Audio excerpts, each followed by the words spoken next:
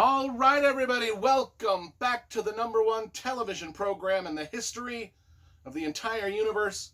I am Brian Lee Durfee, author of The Forgetting Moon, The Blackest Heart, and The Lonesome Crown, all three books published by Simon & Schuster's Saga Press. Today I'm going to be reviewing Hombre by Elmore Leonard. Book came out in 1961. Now, Elmore Leonard went on to become one of our great mystery writers, probably one of the best in the business, writing a lot of stuff like Get Shorty, Jackie Brown, Rum Punch. He did Raylan Givens. He did the Justified show. I mean, he's one of our greatest living mystery. Well, he passed on. One of our greatest mystery writers of all time. He got his start though writing westerns. He wrote about a dozen westerns back in the 60s, and Hombre just happens to be probably his most famous one. 310 to Yuma was probably the next, but he's got a lot of them. I collect all of Elmore Leonard's works, and so we'll pan through the library, and I will show you my Elmore Leonard collection, which is all right there. Those are all my Elmore Leonard Western novels and mystery novels. So anyway, just one of my favorite writers. And so his style of writing is very sparse, very crisp, witty dialogue, great dialogue. In fact, Quentin Tarantino says, his favorite writer was Elmore Leonard. So if you love Quentin Tarantino movies, you'll love Elmore Leonard's writings. I mean, the whole Jackie Brown Tarantino movie was based off of an Elmore Leonard novel. Anyway, let's get into Hombre. Let's talk about the cover first, because I love graphic design and cover illustration. I like this cover, and then when I found out who did it, I was even more surprised. This is a great Western painting by the Western artist Tim Cox. Now, the reason that I was surprised that Tim Cox had done the illustration for this was Tim Cox is known more as like a gallery Western guy. He paints a lot of Western cowboy scenes, sells them out of the galleries. Not really known as an illustrator. So what I'm thinking is the publisher probably didn't specifically commission this painting for the book. The publisher just probably saw this painting in a gallery or in an art book somewhere and said, well, that'll work for Hombre. Let's reach out to the artist and see if we can license the image for the cover. Actually, I think that's a really great way for publishers to, rather than commission a specific painting for a book, especially in the Western genre. And I know a lot of the publishers do this in the Western genre, and I think it's the best way to do it. Because there are so many Western artists, cowboy artists, artists that paint Native American scenes, like Howard Turpning and James Bama and Tim Cox. There's there's thousands of images that are just magnificent to sift through and look through, and you can just find spectacular artwork for your covers if you do it that way, rather than specifically commission an artist to do a scene from the book. You can find something that'll work, like this one works really well. And because if you look at the Western covers nowadays, like all the William Johnstone covers, they're just photoshopped fucking bullshit. And they just look goofy as shit. And there's no excuse for bad cover art. This is good cover art, in my opinion. Okay. 5 minutes in. We haven't even got to the book yet. Starts in 1884. Well, the whole story is in 1884. And it's narrated by a gentleman named Carl Everett Allen.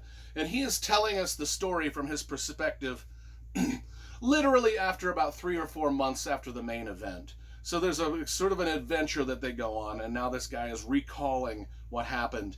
So it's kind of a first-person narration from this gentleman named Carl Everett Allen. And he talks about mostly another character named John Russell, otherwise known as Hombre, which in Spanish means man. And now John Russell is sort of this untamed cowboy-like figure, sort of your man with no name, although he does have a name. It's Hombre, or John Russell. He's referred to as both throughout the book. He's a Mustang rustler. He kind of He kind of corrals horses. He sells horses. He does this kind of thing. He was raised by the Apache, and that's where things. That's kind of where the crux of the plot lies, on the fact that he was not raised in normal society. Okay. One of the things I said earlier about Elmore Leonard's writing is it's very sparse, it's very crisp, not a lot of description, but the dialogue is fantastic. This book had a lot of description in it, which surprised me for Elmore Leonard. Because Elmore Leonard is known for despising like overly verbose description of characters and places and things. He did an entire page of description of when our main character Hombre walks on scene, and I thought it was so beautiful. And then I'm like, why? I wish he would put more of this in all of his novels.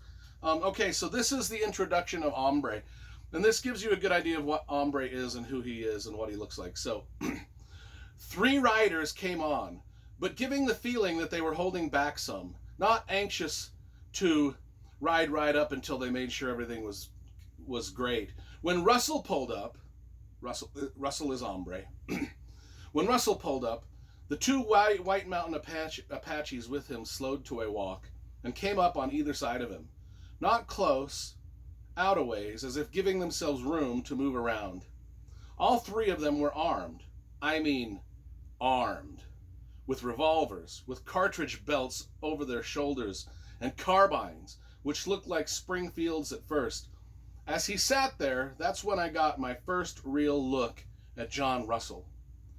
Picture the belt down across his chest, with the sun glinting on the bullets that filled most of the hoops.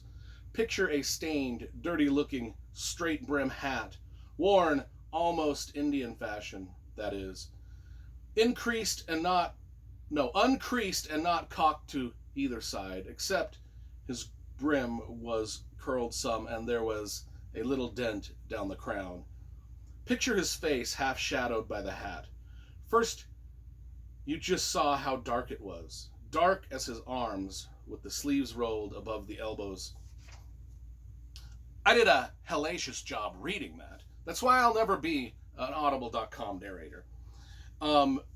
But that's a good description. And then as I was reading it, I had a second thought. I was like, okay, I understand why this description here is because this is not being written as an Elmore Leonard Western. This is an Elmore Leonard Western written through the eyes of this fellow Carl Everett Allen. And that's probably the way Carl Everett Allen would describe things, not the way Elmore Leonard would describe things, if that makes sense. Elmore Leonard's done a little trick with this. He's changed his writing style slightly because the story's being narrated and written down by another person. I just figured that out. I'm almost a fucking genius. Okay, so anyway, Hombre enters the scene. He's come to, he wants to live, he's lived as an Apache his whole life. Based off of advice he's been given by his elders and other people around him, they say you should live as a white man. If you live as a white man, you can have all this land, you can have all this property, you can have all this prestige, you can have all these women. They're like, you need to give up the Native American ways and go live as a white man. And so he's like, all right. So anyway, he ends up on this stagecoach journey. As soon as he's on the stagecoach, and you know, there's a lot of characters. This book is only about 200 pages, but there's a massive cast of characters. And if you've seen the movie, now I have not seen the movie with Paul Newman. So those of you that have come this far and are wondering if I'm going to mention the movie, I've not seen it. But I did watch the trailer before doing this. And you know, the cast of characters is in that trailer. You know, you've got the people that don't like him because he's raised Apache. You've got the women, of course, that thinks he's handsome. You've got the young people that kind of look up to him. All this kind of stuff on the stagecoach. The stagecoach gets robbed. Now they're abandoned out in the desert.